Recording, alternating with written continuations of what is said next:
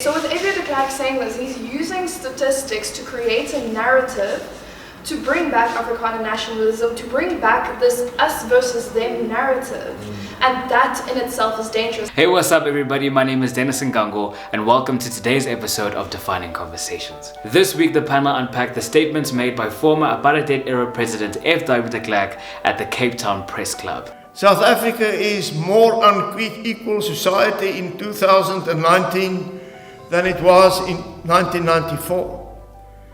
And to our shame, is now the most unequal country in the world. Inequality has also grown within all our communities. Levels of inequality within the black community are almost as high as they are in the country as a whole. The statements derived from a World Bank report that assessed poverty and inequality from 1994 to 2015. The report shows that inequality has deepened since the dawn of democracy. However, it also shows that the overall poverty levels have lowered since 1994. Before we get into today's conversation and the young people discuss their thoughts and their views, shout out once again to the good people at Grounded Work for allowing us to have the conversation at their space. Grounded Work is a co-working space where freelancers, students and entrepreneurs can share the day with like-minded people. Without taking too much of your time, let's get into today's conversation.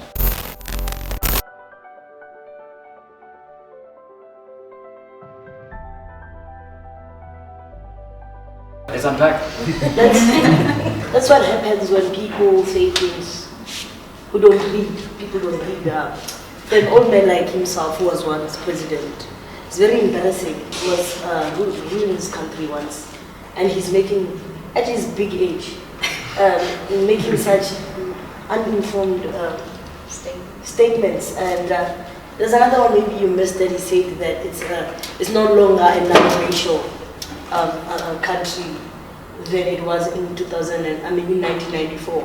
I don't know why he still has to say anything, why he's still giving a space to say anything in South African politics. Okay, on that point, he said it's a more unequal society. And you're saying the World Bank is saying that poverty has, those are two different, so you can be more unequal, but people can be less poor. Yes. The issue is in Africa, if inequality was this size, what's happened is poverty has risen, but the gap has become bigger. The point is, it's a fact. It's not uninformed, to be honest. They have measures to meet inequality. It's called the Gini coefficient. It's the highest in the world, and it has kept on growing since 1994. So we are more unequal than we were in 1994. But the point is, South Africans are better off, way better off in 1994. Not even just in poverty terms. If you just think about the access that South Africans now have to housing, to water, to electricity, to basic things just like how we live.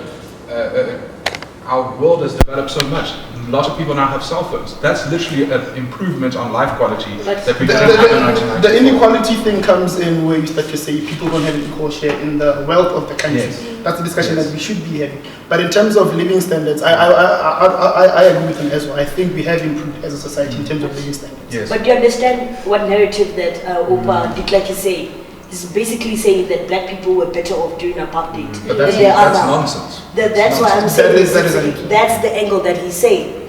Because what he said again is that the something that we're really missing is that South Africa is no longer a non-racial country than it was in 1994. So in that year, what he means is that year when Mandela was elected, racism so much stopped. Hence I'm saying it's uninformed because he's using facts saying, yes, the equality gap is higher now. He's just saying that now, okay, maybe there's some few black rich people. Yes, it has risen. The GD, what do you call that? Yes, we have been, even in apartheid, we were. So what I want to understand is that what is he trying to say? What's his point? Yeah. In apartheid, when he was in state, we were still one of the most unequal countries in the world. Well, I think it's clear that South Africa is way better off than it was 25 years ago. I think South Africa is the best it was in any given point in our history. I just think if we look factually at that own statement, I think inequality has risen, and that's just a fact that we can't argue with. But the interesting point that you mentioned is the fact that I think a lot of people thought 1994 we set a reset button, racism has stopped, and it's no longer with us. And the point is, unfortunately, it is still with us. But interesting enough, Last year there was a study done that found that 72% of South Africans said they've never experienced racism themselves, which I think, I mean, we can talk about, you know, the actual study itself, but the point is, I think most people on ground level, race relations have improved. And I think we need to give ourselves a pat on the back that the fact that that's happened, because 30 years that hasn't happened doesn't mean we're at the point where we can just say, oh, everything's fine, no responsibility anymore, we don't need to do introspection, we can just let it be. It's systematic, as much as it's Yeah. these relations, it's also on a systemic level. Definitely, Where It can't be I related. think to a large extent, the racism in South Africa is so entrenched and so violent in the country that when you think you haven't experienced it, when in reality it's happened, it's just normalized. Because for me, the statement is problematic on two levels. Number one, I think we use the term factual very loosely. Yes. I think we need to discuss what's actually factual about that statement. But also I think what the larger issue is here is whether FW de Klerk can say those kind of statements. It is allowed to. Right. So, and that's a general statement in South Africa. Can a former apartheid president make a statement of that nature? Factual or not, right? Because there's an epistemological problem there. Ethically, can you make that kind of a statement? It's in the same way that, I don't know, if Jacob Zuma would come and say, you know, no, we're more corrupt, or in actual rape statistics have increased. It's not about the statement that you're making, it's about who's saying it more so than, right? And I think we can fight over the semantics of what equality means and all that sort of stuff. Can FW de Klerk say to us that we are more unequal? As though you are not the one just now Who created that inequality? Especially because this is a legislative issue, right? Because you can't be speaking on and saying, okay, now we must look at social issues and whatnot. These two things are so interlinked. The issues are so, like, no, you can't say that. No, and the last person to say it is FW de Klerk. Like, just don't say it. So, But which statement of the two are we not having? no, what I we say? feel like de Klerk shouldn't even have any opinion on what's going on currently in South African politics or how government is being ruled, because he headed a whole apartheid state. He created and manifested and implemented that same legislation that created the inequality. But he didn't. He But did he not. was part of that government. Yes, but he didn't create it. He was But he part of was part of it. it. If he wants to make Yes. statements today about inequality, he should have. It's like Cyril now. Let's say Cyril took over Jacob Zuma, who is very much corrupt. You understand? So let's say now Zuma comes after maybe Cyril has 3 years of presidency. It's like actually corruption is worse now, but who started it? De Klerk got that thing from PW water there, and he got it from there and there. It was legislation was made, and to say that racial relations has decreased, I don't think racism is literally Michael treating me differently now just because we're in the same setting and maybe he says the K word or anything like that. Because you know the average black person in the rural areas of Limpopo, they will never encounter a white person. You understand? But what is racism is that when the government there or the municipality there, when they have to give stationery to schools, they'll go to a school, a government school in Abu Park, where it's a white community, and give them the books, give them the stationery and everything, and leave them there, knowing very well that they needed the most. That is racism. That is racism. So racism is more than just saying that I don't like you because you're black. It's systematic disadvantages and stuff like that. So for him to be making such statement, it's very stupid. I think FW de Klerk should be in jail. He was an apartheid era president, whether he was the one who actually started grand apartheid or whatever. He was complicit in the system. He came up in a party that ran apartheid. He should not have a Nobel Peace Prize. And in my view, he should be in prison with the rest of the apartheid administration that also got away with it because of The TRC. a clown show like the TRC. So I mean, for me, it stops there. If we want to talk the merits of inequality and poverty in South Africa, sure, let's talk that. But I think that FW de Klerk shouldn't even be on the radar when we're talking about something like that, because he was core to the initial problem and he has no relevance in South Africa today. And that takes me to my next point is, why is he saying it? Whose agenda is he pushing? Is he being brought out by AfriForum or Freedom Front? Plus, when you slaan terug with the election protest hit back that we saw on the way here, why is he saying it? And why is he pushing that agenda? Because I think all of us can agree any issues of poverty or inequality are 300-400 years in the making. You can't, it doesn't reflect on the ANC ruling party since 1994 per se. But why is he saying that now in an election year? Is he trying to election year for the VF Plus? Is he trying to election year for your AfriForum or right-wing things? That's my question. He's not relevant to South African politics. The man is trying to say that things were better in apartheid. That's what he's saying. That's his narrative that is hiding behind political rhetoric, because he can't go there and say actually apartheid was way better than this. Maybe for him, yes, as a white male, it was nice for him. Maybe it was nice for him. But he can't necessarily just say that, because it's the same FF Plus and AfriForum that denied that apartheid was ever a crime against humanity. So they do not see it as ever being wrong or them being responsible. Like, immediately when he got that Nobel Peace Prize, he thought he was absolved, which is kind of like also very stupid, because he was in the government, the apartheid government, but then he received an award for peace when he governed an apartheid government.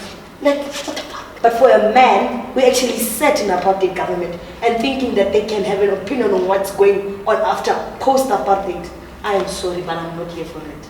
I agree as well in terms of like just the context and the narrative into which it feeds. It's the same narrative as white genocide, having Steve Hofmeyr and them going to consult with Donald Trump, who actually believes that white genocide is a thing as well. So these are very problematic statements, as well as the previous speakers said, like who it's coming from. Like, he has a platform, he's using it to influence people's mindsets. It's not just people in South Africa, which is the problem. It's also now influencing people outside of South Africa who actually believe in that narrative and believe that it's actually worse off now. For sure. What are you saying? I'm not saying much at the moment. I'm trying to take this all in. But then again, it plays on, I think the term is fear mongering. You kind of, you agitate certain movers and shakers of the world in a certain direction to be able to get some sort of outcome. And I believe this is just purely based on that. Now, me, you, people in this room, we are unmoved. Because we kind of shut him down. Within 10 minutes of the opening sentence, his whole chat, his whole speech was shut down because it has absolutely no relevance. Now go to Swartregens in the northwest and Kurt. Or Oranje. Yes, perfect example. And someone who says that, and then you get your people, the AWB, those guys, all those guys who are still affiliated with such statements, and obviously now they get agitated. They agitate more people. Then just now it's a snowball effect of just agitation. And all it requires, once they get to a certain point, if the agenda should ever be realized, once they get to a certain point, they just need a trigger. Literally a trigger of some sort from whoever, and then bam, it all spills over. But that's very dangerous, making such statements, because it's not only saying it to South Africa. I bet it made international news. You understand, saying that now South Africa is worse off than it was in apartheid. Can you imagine all of those countries that sanctioned the apartheid government, saying you need to stop this? Now they're saying actually we sanctioned something that was better off than what's happening now. Investors are being pulled out. More equality is happening. Because now we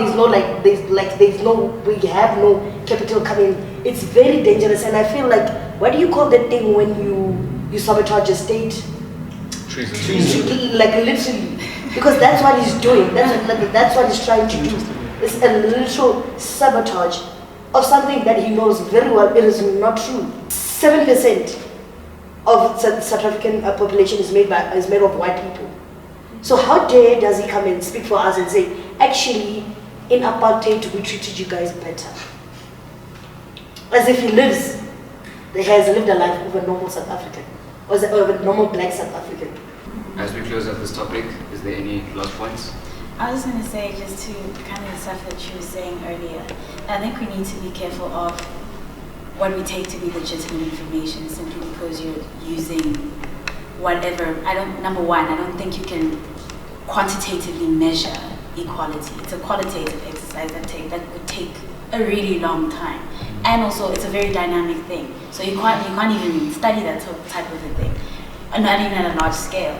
But also we can't be sitting in a situation where we say, I can justify something like, oh, okay, I want women to be raped more in society.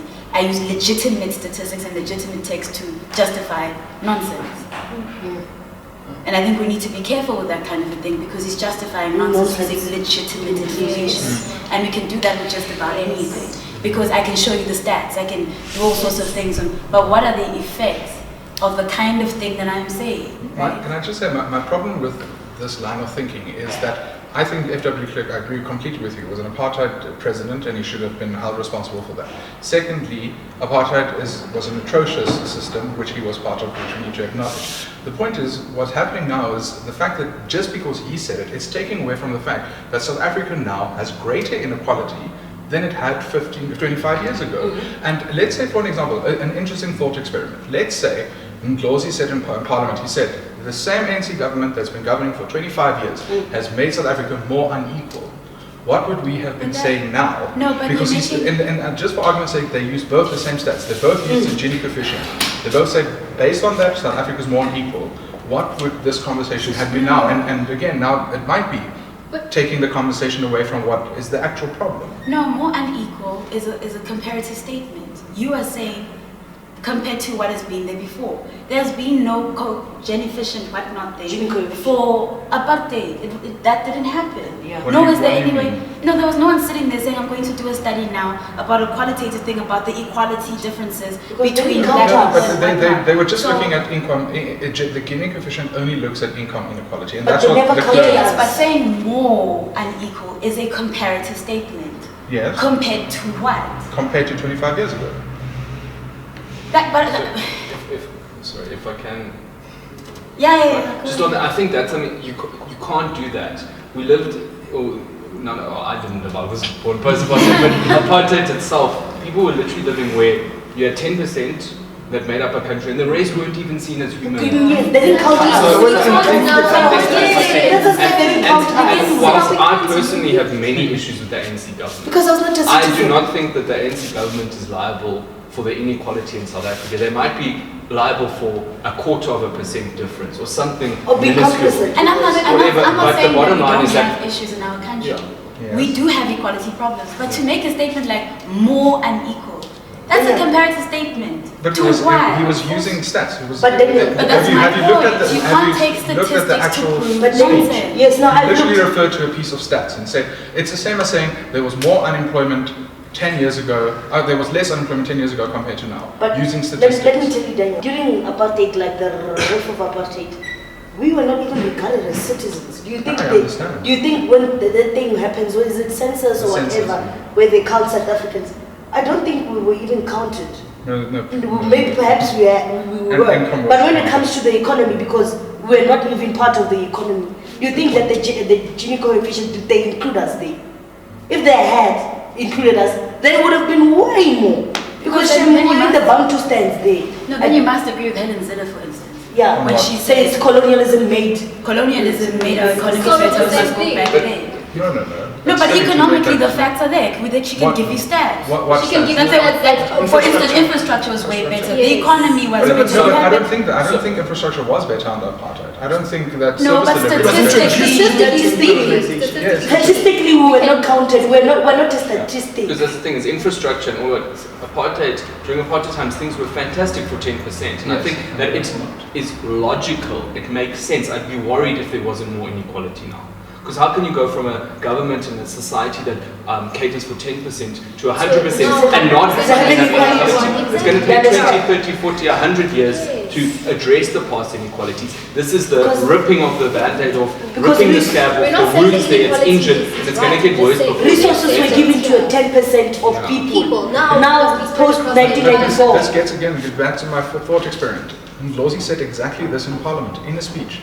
And we can also use the same argument. Say the same thing. I'd say that you can't look 25 years into post-colonial. So the fact was that maybe you think we said just because de Klerk said it, If it was any other person who made that statement, I would use the well, same. to be honest, you guys did go on for about 10 minutes about how, because it was de Klerk personally. No, we asked him. that you have a problem with the statement. We asked his moral ground. What gives him the right? What gives him the But you right? understand that there is a bit of a take that contradiction away. saying that just because it's in Ndlozi, you'll say the same thing. It's not about the person, but 10 minutes But before you Ndlozi said was it is not- about the person. No, Daniel is not understanding. We'll use the same argument. Yeah. The FW de Klerk's argument is just that, like, like, where do you think, from where, you as an apartheid president, your moral conscience, if you have any, where do you get the right It's to like what really- Indo was saying, like, about if Jacob Zuma had to comment comes on in the and race, says- it's the thing of something that I was just pointing out the For me, contradiction for me, that because you said beforehand it's about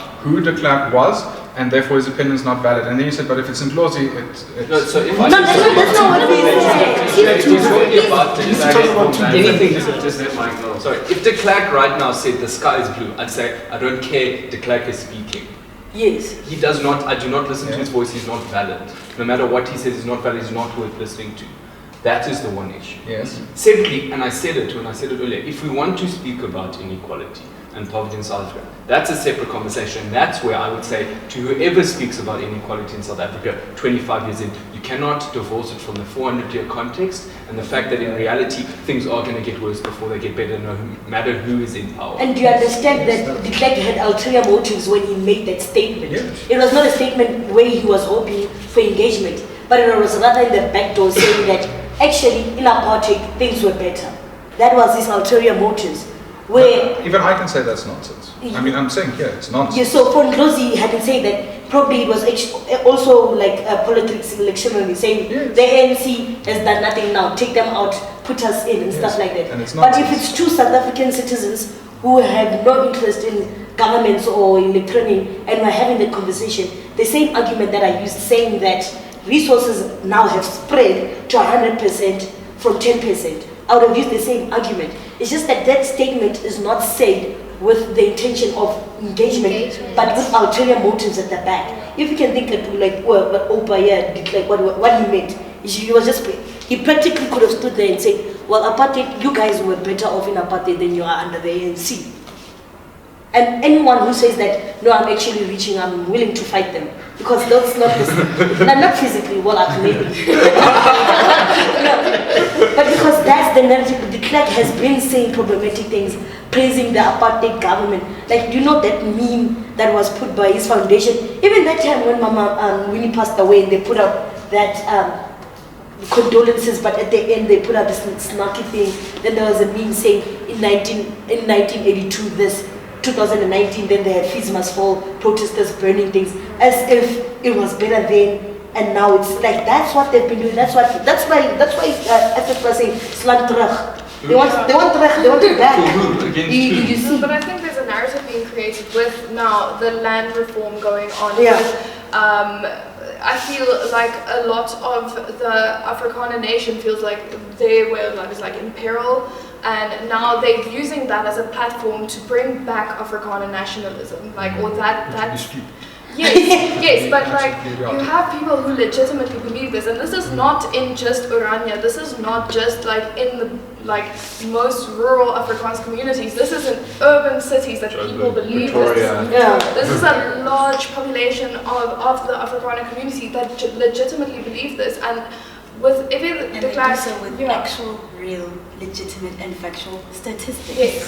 That's my problem. Yes, so with F.W. de Klerk saying this, he's using statistics to create a narrative to bring back Afrikaner nationalism, to bring back this us versus them narrative. And that in itself is dangerous. That is why the phrase Klerk'S is saying, slaan terug, they're bringing that kind of militaristic way of thinking back to the Afrikaner nation. And that is very, very problematic and very dangerous as well, especially with all of the land reform things going on, because most land in this country, it's white Afrikaner people who are in possession of it. So obviously they're the ones most threatened by land reform. So bringing back that narrative is trying to militarize that group of people, and that is dangerous. Whereas the inequality conversation is a completely different conversation to have within the context of what has happened in the past 300 years. And yes, there is more inequality, but it's not just because of the ANC government, it's because of hundreds of years of inequality that is generational, that causes that causes people, because my grandfather didn't have a good job, I won't have a good job, my children won't have a good job. So it's two completely separate conversations to have.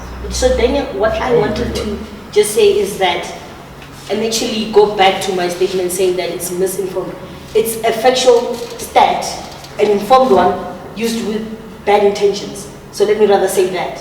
That de Klerk, yes, it is an informed stat, but just used with bad intentions. So can you agree on that one? That it's. But I still think that it's stupid.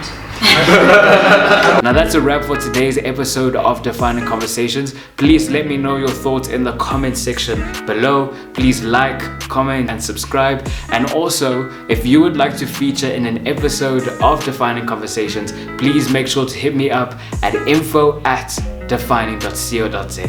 See you next time.